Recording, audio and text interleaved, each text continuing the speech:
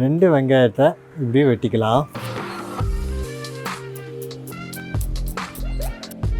அதோட ஒரு தக்காளியும் நம்ம இந்த மாதிரி பெருசாகவே வெட்டிக்கலாமே. இந்த இட்லி தோசைக்கு ஏதாவது சாம்பாருக்கும் சட்னி நல்லா தான் இருக்கும். ஆனால் அதுக்கு பதிலாக வேறு எதாவது பண்ணினா நல்லா இருக்குமே. பக்காவான குருமா அதுதான் பண்ண போகிறோம். என் அன்பு வணக்கம். ஸோ அதுக்கு நான் என்ன பண்ண போகிறேன், ஒரு 4 பட்டை 1 இன்ச்சு சைஸில் இருக்கிறத நான் சேர்த்துக்கிறேன். 4 கிராம்பு, அதோட 4 ஏலக்காவும் சேர்த்துக்கிறேன். 1 டீஸ்பூன் பெருஞ்சீரகத்தையும் நம்ம சேர்த்துக்கலாம். 3 டேபிள் ஸ்பூன் மல்லியும் சேர்த்துக்கலாம். அப்புறமா உங்கள் காரத்துக்கு ஏற்ப பச்சை மிளகா சேர்த்துக்கோங்க. நான் 4 மிளகாவை சேர்த்துக்கிறேன். இதுக்கு மேலே நான் என்ன பண்ணுறேன், இந்த மாதிரி அரை முறி தேங்காவை திருகி வச்சுருக்கேன், அதை நான் சேர்த்துக்கிறேன்.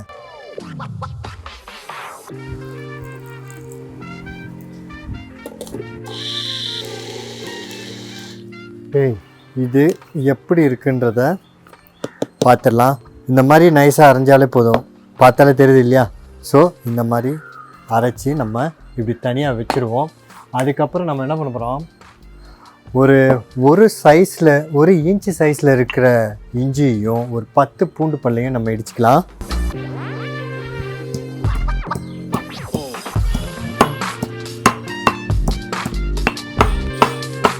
ஓகே, இந்த மாதிரி மைய இடிச்சிக்கோங்க. இப்போ இதுவும் பண்ணியாச்சு, எல்லாம் ரெடி ஆகிடுச்சு. இப்போ நான் செக்கில் ஆட்டின நல்லெண்ணெயை 2 டேபிள் ஸ்பூன் சேர்த்துக்கிறேன். ஓகே, எண்ணெய் நல்லா காஞ்சிருச்சு. இப்போ இடித்து வச்சுருந்த இஞ்சி பூண்டையும் சேர்த்துக்கலாம்.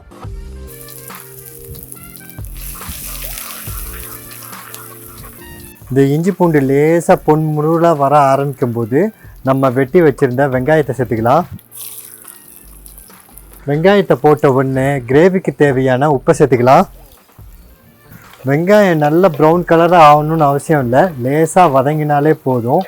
இப்போ நம்ம 1 டீஸ்பூன் மஞ்சள் பொடியை சேர்த்துக்கலாம். இப்போ நம்ம வெட்டி வச்சுருந்த தக்காளியையும் சேர்த்துக்கலாம். தக்காளி இந்த மாதிரி லேசாக மேஷ் ஆக ஆரம்பிக்கும். அந்த டயத்தில் அரைச்சி வச்சுருந்த தேங்காவை சேர்த்துக்கலாம்.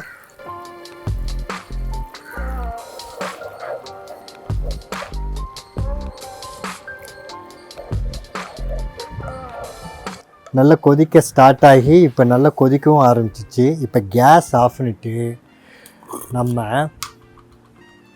நம்ம சிக்னேச்சரை சேர்த்துறோம். தேங்காய் இருக்கிறதுனால ரொம்ப நேரம் கொதிக்க விடக்கூடாது, ஒரு கொதி வந்தாலே போதுமானது. இதை நல்லா மிக்ஸ் பண்ணிவிட்டு மேலே கொத்தமல்லியை சாப் பண்ணி போட்டோன்னு வச்சுக்கோங்களேன், சூப்பராக இருக்கும். இட்லி தோசைக்கு வேறு லெவலில் ஒரு புதுவிதமான காம்பினேஷனில் ஃபேண்டாஸ்டிக்காக இது இருக்கும். கண்டிப்பாக இதை ட்ரை பண்ணி பாருங்கள். இது என்ன மிளகு புதுசாக சேர்க்குறாரு ஏன் அப்படின்னு உங்களுக்கு தோணுச்சுன்னா கீழே டிஸ்கிரிப்ஷன் பாக்ஸில் ஒயம் ஆடிங் பிளாக் பெப்பர்ன்ற வீடியோ லிங்க் இருக்குது, கிளிக் பண்ணி பாருங்கள். ட்ரை பண்ணி பார்த்துட்டு எனக்கு சொல்லுங்கள். பிடிச்சிருந்துச்சின்னா ஷேர் பண்ணிவிடுங்க. ஏன்னா life is better when we share.